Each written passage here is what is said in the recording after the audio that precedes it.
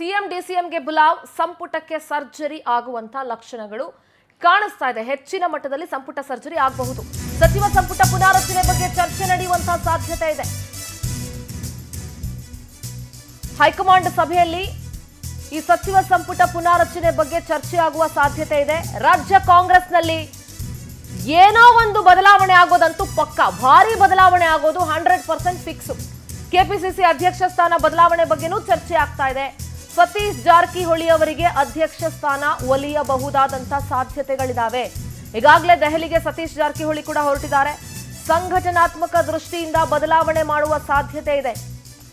ಸತೀಶ್ ಜಾರಕಿಹೊಳಿ ಅವರು ಅಷ್ಟೇ ಸಂಘಟನಾ ಚತುರ ಅಂತಾನೆ ಹೇಳಬೇಕು. ಬಹಳ ಸಾಫ್ಟ್ ಆಗಿ ಹೊರಗಡೆ ಎಲ್ಲೂ ಏನೂ ತೋರಿಸ್ಕೊಳ್ದೆ, ಡಾಮ್ ಡೂಮ್ ಅಂತ ಏನೂ ತೋರಿಸ್ಕೊಳ್ದೆ ಸೈಲೆಂಟ್ ಆಗಿ ಕೆಲಸವನ್ನ ನಿರ್ವಹಿಸುವಂತ ಚತುರತೆ ಸತೀಶ್ ಜಾರಕಿಹೊಳಿ ಅವರಲ್ಲಿದೆ. ನಮ್ಮ ಪೊಲಿಟಿಕಲ್ ಕರೆಸ್ಪಾಂಡೆಂಟ್ ಆನಂದ್ ಇದ್ದಾರೆ ನೇರ ಸಂಪರ್ಕದಲ್ಲಿ.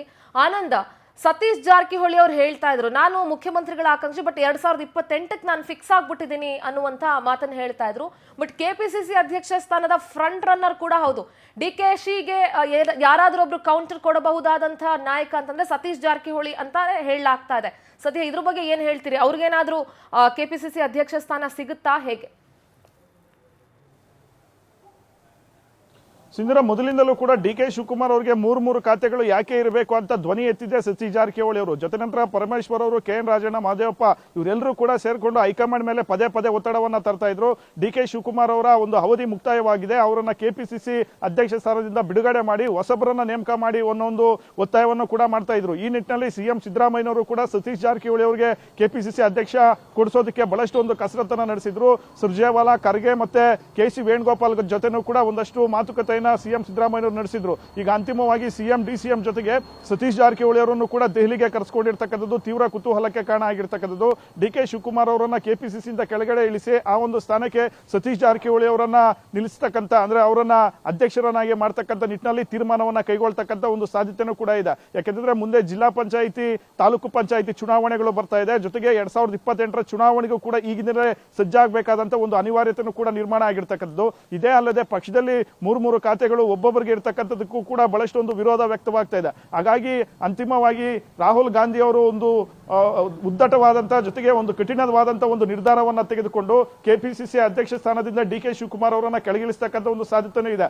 ಇದೇ ಅಲ್ಲದೆ ಡಿ.ಕೆ. ಶಿವಕುಮಾರ್ ಅವರಿಗೆ ಬೆಂಗಳೂರು ಉಸ್ತುವಾರಿ ಖಾತೆ ಇದೆ. ಈ ಉಸ್ತುವಾರಿ ಖಾತೆಯನ್ನ ಬದಲಾವಣೆ ಮಾಡತಕ್ಕಂಥ ಒಂದು ಸಾಧ್ಯತೆಗಳು ಕೂಡ ಇರ್ತಕ್ಕಂಥದ್ದು. ಯಾಕೆಂದ್ರೆ ಮೊದಲಿಂದಲೂ ಕೂಡ ರಾಹುಲ್ ಗಾಂಧಿ ಅವರಿಗೆ ಬೆಂಗಳೂರು ಉಸ್ತುವಾರಿಯನ್ನ ಡಿ.ಕೆ. ಶಿವಕುಮಾರ್ಗೆ ಕೊಡೋದಕ್ಕೆ ಇಷ್ಟ ಇರಲಿಲ್ಲ. ಆದ್ರೆ ಡಿ.ಕೆ. ಶಿವಕುಮಾರ್ ಅವರು ಖರ್ಗೆ ಮೂಲಕ ಹಠಕ್ಕೆ ಬಿದ್ದು ಆ ಒಂದು ಖಾತೆಯನ್ನ ಪಡೆದುಕೊಳ್ತಾರೆ. ಜೊತೆಗೆ ಬೆಂಗಳೂರಿನಲ್ಲಿ ಇರ್ತಕ್ಕಂಥ ಕೆಲವು ಎಂಎಲ್ಎಗಳು ಹಾಗೆ ಸಚಿವರೇನಿದ್ದಾರೆ ಇವರು ಕೂಡ ಡಿ.ಕೆ. ಶಿವಕುಮಾರ್ ಅವರ ವಿರುದ್ಧವಾಗಿ ನಿಂತಿರ್ತಕ್ಕಂಥದ್ದು. ಹಾಗಾಗಿ ಎಲ್ಲಾ ನಾಯಕರ ಒಂದು ಅಭಿಪ್ರಾಯಗಳನ್ನ ಪಡೆದುಕೊಂಡು ಕೆಪಿಸಿಸಿ ಸ್ಥಾನದಿಂದ ಕೆಳಗಿಳಿಸ್ತಕ್ಕಂಥ ಅಥವಾ ಬೆಂಗಳೂರು ಉಸ್ತುವಾರಿಯನ್ನ ಬದಲಾವಣೆ ಮಾಡತಕ್ಕಂಥ ಈ ಎರಡು ಒಂದು ತೀರ್ಮಾನಕ್ಕೆ ಇವತ್ತು ಹೈಕಮಾಂಡ್ ನಾಯಕರು ನಿರ್ಧಾರಕ್ಕೆ ಬರ್ತಕ್ಕಂಥ ಸಾಧ್ಯತೆ ಇದೆ. Sindhura, thank you Anand, thank you for your complete details. Thank you. ಇನ್ನು ಇದೇ ವಿಚಾರವಾಗಿ ದೆಹಲಿಯಲ್ಲಿ ಸಚಿವ ಸತೀಶ್ ಜಾರಕಿಹೊಳಿ ಮಾತನಾಡಿದ್ದಾರೆ. ಏನ್ ಹೇಳಿದ್ದಾರೆ ಕೇಳಿಸ್ಕೊಳ್ಳೋಣ. ಮೊದಲು ಪದೇ ಹೇಳಿದೀವಿ, ಮಂತ್ರಿಮಂಡಲ ವಿಸ್ತರಣೆ ಮಾಡಿದೆವು, ಅಧಿಕಾರ ಇರೋದು ಸಿಎಂ ಅವ್ರಿಗೆ, ರಾಜ್ಯಾಧ್ಯಕ್ಷಗೆ, ಹೈಕಮಾಂಡ್ಗೆ. ಹಿಂಗಾರೆ ಅವ್ರು ಬಂದಿದ್ದಾರೆ, ಅವ್ರನ್ನ ಒಂದು ಮಾತು ಕೇಳಿದ್ರೆ ಬೆಟರ್ ಅಂದ್ರೆ ಅವ್ರು ಹೇಳ್ತಾರಂತ ಅದ್ರ ಬಗ್ಗೆ ಇಲ್ಲ. ನಮಗೆ ಅದ್ರ ಬಗ್ಗೆ ಗೊತ್ತಿಲ್ಲ. ನಮ್ಮ ಅದು ಮಾಡೋರು ಆ ಮಟ್ಟದಲ್ಲಿ ಮಾತ್ರ. ಇಲ್ಲ, ಮೊದಲು ಪದೇ ಹೇಳಿದೀವಿ, ಮಂತ್ರಿಮಂಡಲ ವಿಸ್ತರಣೆ ಮಾಡಿದೆವು, ಅಧಿಕಾರ ಇರೋದು ಸಿಎಂ ಅವ್ರಿಗೆ, ರಾಜ್ಯಾಧ್ಯಕ್ಷಗೆ, ಹೈಕಮಾಂಡ್ಗೆ. ಹಿಂಗಾರೆ ಅವ್ರು ಬಂದಿದ್ದಾರೆ, ಅವ್ರನ್ನ ಒಂದು ಮಾತು ಕೇಳಿದ್ರೆ ಬೆಟರ್ ಅಂದ್ರೆ ಅವ್ರು ಹೇಳ್ತಾರಂತ ಅದ್ರ ಬಗ್ಗೆ ಇಲ್ಲ. ನಮಗೆ ಅದ್ರ ಬಗ್ಗೆ ಗೊತ್ತಿಲ್ಲ. ನಮ್ಮ ಅದು ಮಾಡೋರು ಆ ಮಟ್ಟದಲ್ಲಿ ಮಾತ್ರ.